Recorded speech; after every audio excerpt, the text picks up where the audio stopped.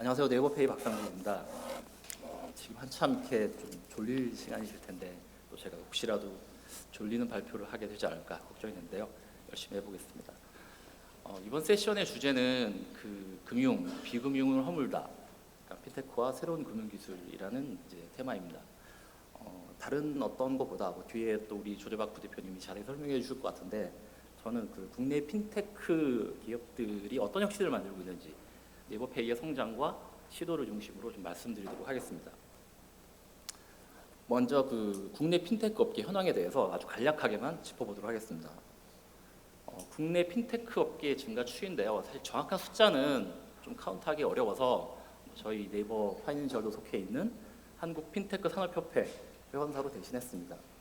2016년에 110개 정도였는데 8년 만에 500개가 넘었습니다. 매년 굉장히 빠르게 증가하고 있고요. 앞에 보신 500여 개 기업을 한 18개 업종별로 좀 그 비중을 정리해 본 건데요. 지급 결제와 송금 중심의 자금 중개, 그리고 자산 관리 등의 서비스 영역이 58%를 차지하고 있고요. 또 블록체인과 데이터 분석, 소프트웨어 등 기술 영역이 42%를 차지하고 있습니다. 특히 최근에는 인슈어테크라던가 디지털 자산, 인공지능과 클라우드 등의 분야에서 새로운 곳에 도전한 핀테크사들이 계속 증가하고 있습니다. 핀테크 기업의 약 30%를 구성하는 결제와 송금 시장의 성장에 대해서 좀 살펴보면 간편 결제 시장은 일평균 결제 금액이 작년에 8,750억으로 한 3년 전보다 2배 정도 성장했고요. 간편 송금 시장 또한 일평균 송금액이 작년에 7,770억으로 역시 2배 이상 성장했습니다. 사실 이런 성장 추세는 굳이 숫자로 말씀드리지 않아도 여러분 모두 경험하고 계실 거라 생각하고 있습니다. 핀테크 기업들의 실적도 상당히 증가하고 있는데요.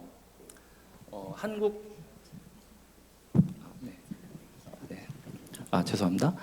한국 핀테크 센터 자료와 핀테크 산업협회 회원사 수를 토대로 추정한 자료입니다.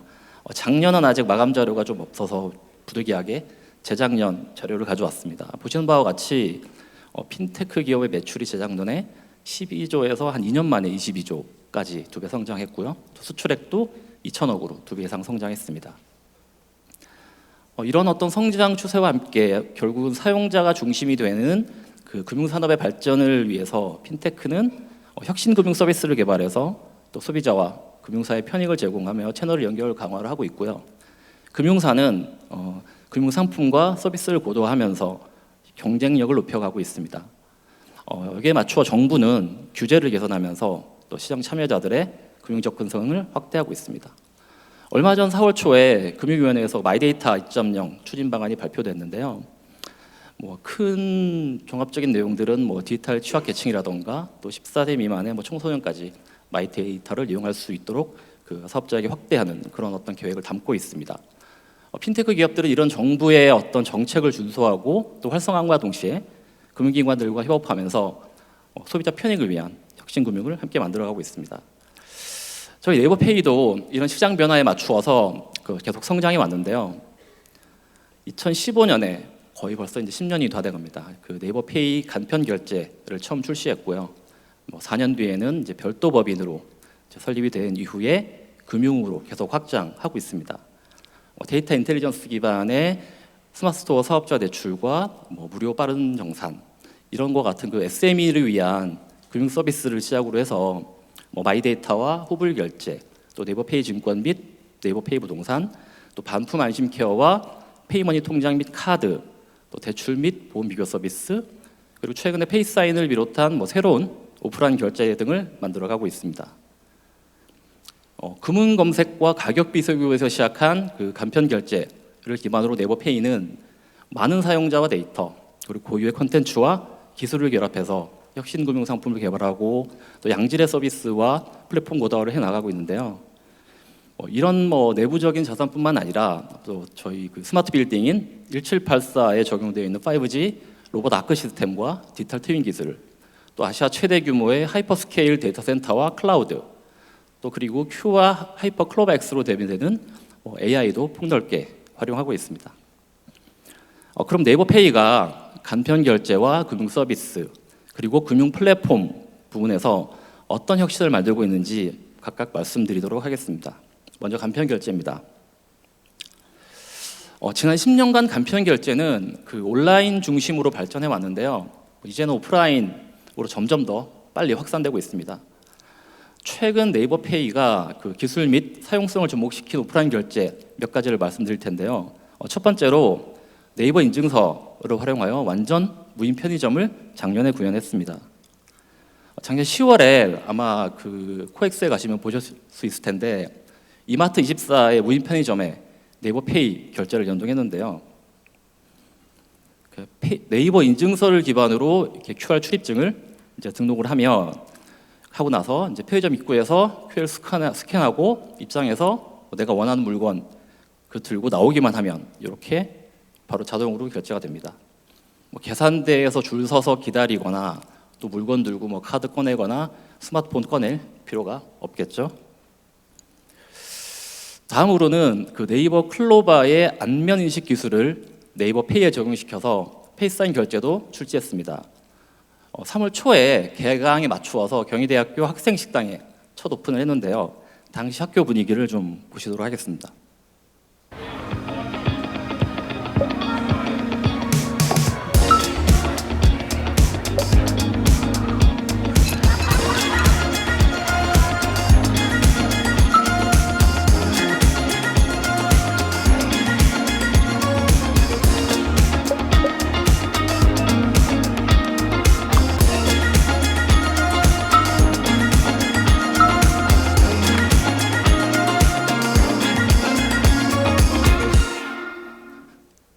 어떠세요? 제가 대학교에 가보니까 요즘 학생들이 가방이 굉장히 무겁더라고요. 그래서 가방에서 지갑도 꺼내야 되고 또 이런 키오스크에 줄 서서 기다리고 있는 그런 환경 속에서 저희 페이스사인 결제가 편리하기도 하고 또 이게 사실 영상이나 다른 사진으로는 결제가 안 되거든요. 그래서 보안성도 굉장히 높습니다. 참고로 왼쪽 끝에 잠깐 보이는 저 여학생은 저희가 경희라고 이름을 붙인 그 모델인데요. AI로 생성한 인물입니다.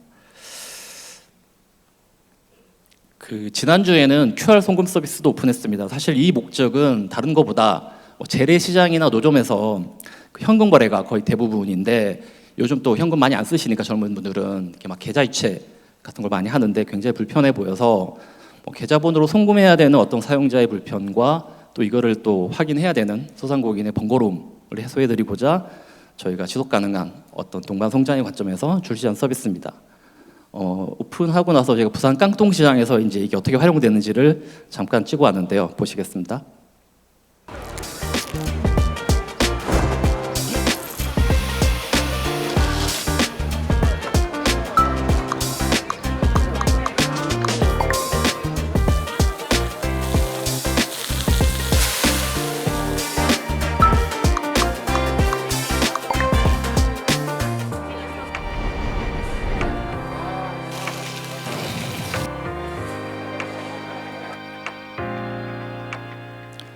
손님은 이렇게 QR코드만 찍어서 금액 입력하면 바로 이제 송금이 되고 이거를 결과를 사장님한테 보여드리기만 하면 됩니다.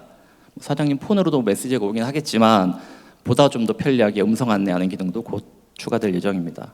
물건 들고 있는 상태이거나 심지어 겨울에는 손도 되게 시려운데 이렇게 계좌번호 입력하려면 되게 힘드실 거잖아요. 훨씬 편하게 송금할 수 있을 것 같고요. 또 이게 혹시라도 과용되지 않도록 적절한 한도를 둬서 서비스를 오픈했습니다.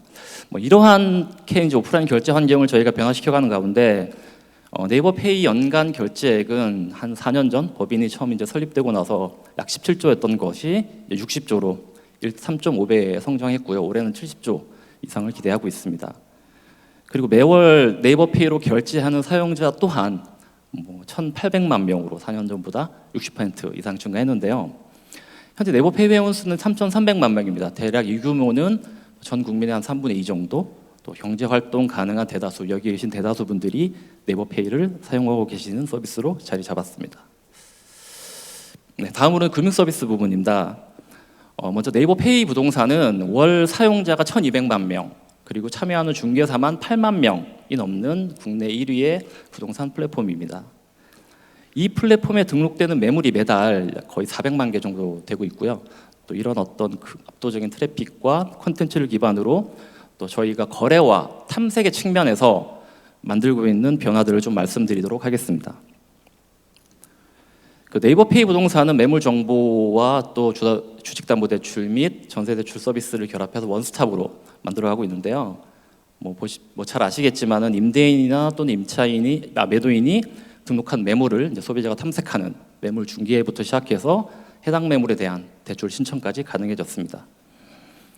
뭐 좀 과정을 간단히 제가 캡처를 해봤는데 이제 지도에서 원하는 매물을 선택하면 시세와 대출 정보 볼 수 있고 또 내 금리 한도 등 이렇게 알아보기를 클릭하면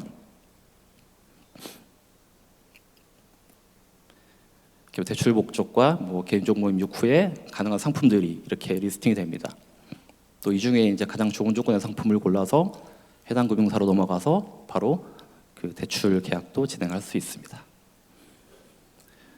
그 네이버의 디지털 트윈을 부동산 서비스에도 접목할 수 있을 것 같습니다. 용어가 좀 생소하실 수 있는데요. 디지털 트윈은 뭐 저희 네이버가 이제 그 도시 규모의 거대한 세상을 디지털 환경에 복제하는 거라고 보시면 됩니다.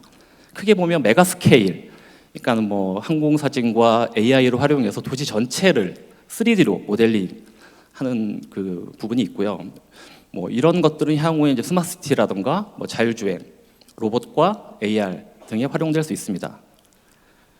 사실 저희가 이거는 뭐 이미 3년 전에 그 항공사진 25,000장으로 서울시 전체를 보시는 바와 같이 3D 모델링을 했습니다. 서울시 페이지에서 볼 수 있고요. 이게 지금 그냥 영상이 아니고 항공사진으로 3D 모델링을 한 겁니다.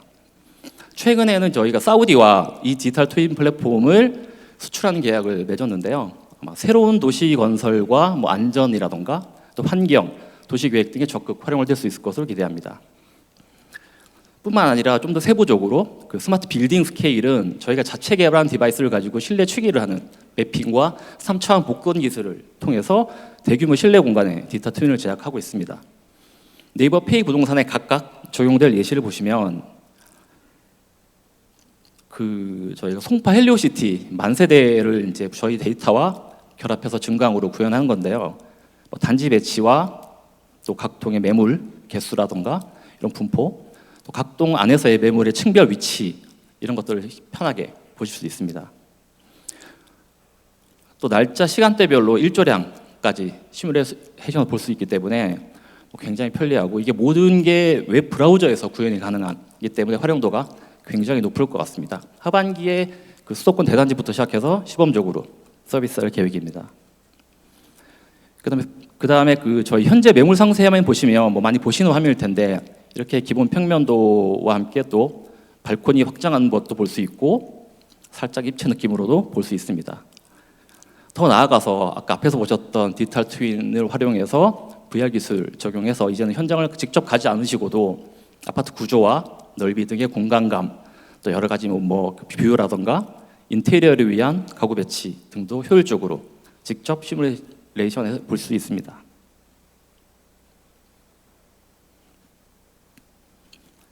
그 네이버 페이 증권 서비스는 월 사용자가 1,000만 명, 또 서비스 제공 데이터도 3만 개가 넘는 역시 그 가장 큰 증권 서비스 플랫폼인데요. 이 서비스 또한 매일 15만 건의 게시글이 등록이 되면서 증권 커뮤니티를 활발하게 형성해 가고 있습니다. 생성형 AI를 증권 서비스에도 저희가 접목하는 걸 내부적으로 활발하게 테스트 중입니다. 예를 들어 검색창에 국내 PER 20 이상인 종목들 시가총액 순으로 20개사를 그려달라라고 이렇게 주문을 하면 네이버페이 증권 데이터가 이미 이제 LLM으로 학습된 DB의 예상 질문의 토큰화와 분석을 통해서 문맥을 파악하고 답변을 생성합니다. 보시는 것처럼 뭐 유사도 랭킹에 따른 차트와 AI 챗봇처럼 이렇게 답변을 만들 수가 있는데요. 이런 네이버의 생성형 AI는 뭐 사용자 서비스인 Q나 파운데이션 모델 하이퍼클로바 X를 기반으로 동작이 됩니다. 아직 내부적인 그 테스트용이라 제가 영상을 가져오진 않았는데 참고하시면 될 것 같고요. 세 번째는 마지막으로 금융 플랫폼에서의 변화는 어떻게 이루어지고 있는지 말씀드리도록 하겠습니다. 우리나라는 정부 주도로 작년 5월에 온라인 대환 대출 인프라를 오픈했습니다. 아마 제 생각에는 온라인으로 이렇게 모든 게 가능한 거나 세계 최초가 아닐까 싶은데요. 금융위원회 자료에 따르면 작년 5월 31일부터 올해 3월 25일까지 300일 정도 되는데 이 기간에 서비스를 이용한 사용자가 총 16만 6천 명이고 이동한 대출 금액이 7조 4천억이 넘습니다. 대출을 갈아탄 사용자들은 평균적으로 1.54%의 금리 인하 효과를 받고요. 총 이자 비용 절감액이 1,150억으로 인당 153만 원의 이자를 절감한 셈입니다. 네이버 페이도 작년 5월에 시용 대환을 출시했고 저희 플랫폼 안에서는 지난 1년 동안 최대 12.2%포인트까지 금리를 낮춘 사례가 있었습니다. 또 올해부터는 주택담보대출과 또 전세대출 대환 서비스도 제공하고 있는데요. 이 부분에 대해 성과에 대해서는 최근에 많이 이제 언론에 기사화돼서 시용 대환 못지않게 훨씬 굉장히 큰 효과가 나타나고 있습니다. 금융 데이터와 함께 비금융 데이터도 아마 네이버 페이가 굉장히 아마 어쩌면 가장 많이 가지고 있을 수도 있는데요. 저희가 가진 데이터와 또 기존의 금융 CB 또 마이데이터까지 결합해서 새로운 모델들을 계속 만들고자 합니다. 이 데이터에 저희의 기술들, 머신러닝과 AI 기술, 또 저희의 데이터 인텔리전스를 더해서 네이버 페이 스코어를 만들었습니다. 이를 통해서 금융거래 이력이 부족한 사람들에게도 금융상품을 제공하고 또 접근성을 확대할 수 있을 것 같고요. 또 기존 고객에게는 보다 정교한 스코어링, 모델링을 통해서 더 나은 혜택을 제공할 수 있을 것 같습니다. 네이버 페이 스코어의 구성과 효과를 아주 간략하게 좀 말씀드리면 예를 들어서 네이버 페이 머니를 꾸준히 충전하는 사람, 이 사람들은 혜택 높은 결제 수단이 뭔지, 뭐가 혜택이 제일 많은지를 제일 잘 아는 사용자입니다. 금융에 대한 이해가 높다는 거고요. 그리고 오디오 클립과 책을 많이 구입하는 사람, 이건 당연하죠. 근데 중요한 거는 이 요소를 데이터로 증명하고 실제 평가 요소에도 잘 녹아들인 것은 저희가 아마 최초가 아닐까 싶습니다. 또 다양한 투자 자산이 등록되어 있는 사람, 사실 이건 마이데이터를 통해서 여러 금융기관의 데이터를 한 번에 보지 않았다면 실제 검증하거나 확인하기는 쉽지 않았던 요소인 것 같습니다. 이렇게 이외의 수많은 조건들을 저희가 정의하고 저희가 내부적으로 정의한 피처가 한 거의 수천 가지가 넘는데요. 이런 데이터를 통해서 스코어에 녹여냈습니다. 그 결과 기존 CB사의 신용평가 모형보다 향상되는 모형을 보여주었는데요. 우하향하고 있죠. 세로축, 동일 불량률, 동일 신용일 때는 승인율이 20%포인트 높아졌고 가로축, 동일 승인율, 한도일 때는 불량률을 1.1%까지 낮추는 거의 어떤 모델의 효과를 경험했습니다. 이런 모델을 더 디벨롭하고 또 활용한 상품을 개발하는 것은 협업이 필요한 영역이고 앞으로 금융사와 함께 계속 발전시켜 나갈 예정입니다.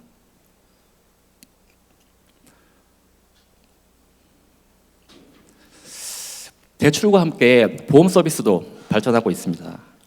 먼저 2022년에 마이데이터 기반의 보험 통합조회 서비스를 오픈했고요. 그리고 보험금 보장 분석 서비스를 통해서 또래 대비 보장 커버리지 및 납입 보험료의 수준까지 비교 분석할 수 있게 되었습니다. 뿐만 아니라 다수 보험사의 보험금을 한꺼번에 편리하게 청구할 수 있게 되었고 올해 2월에는 드디어 자동차 보험 비교 서비스를 오픈했습니다. 대출에 이어서 보험 혁신에 대한 정부의 강한 의지와 또 업계 플랫폼이 노력한 결과라고 생각이 됩니다. 자동차 보험을 시작으로 올해 저축보험과 여행자 보험 등으로 확대될 예정입니다. 자동차 보험 비교 서비스는 출시한 지 이제 약 한 3개월밖에 되지 않았습니다만 125만 명이 네이버페이에 방문해서 보험 비교의 경험을 했습니다. 약 57%의 사용자가 보험료가 절감되는 어떤 혜택을 받고요. 인당 평균 절감액이 27만 원입니다. 특히 절감받은 사용자들이 선택한 보험사 가운데 7% 이상이 중소형이어서 어떻게 보면 중소형 플랫폼이 약한 보험사들의 어떤 약진을 돕는 기회가 됐었고요. 실제로 보험료를 줄인 사례 몇 가지를 제가 가져왔는데 보시는 바와 같습니다. 가운데 있는 게 소나타 2.0을 가진 35세 남성인데 거의 보험료가 반토막이 됐죠. 46만 원 줄여서 절반 이하가 됐고요.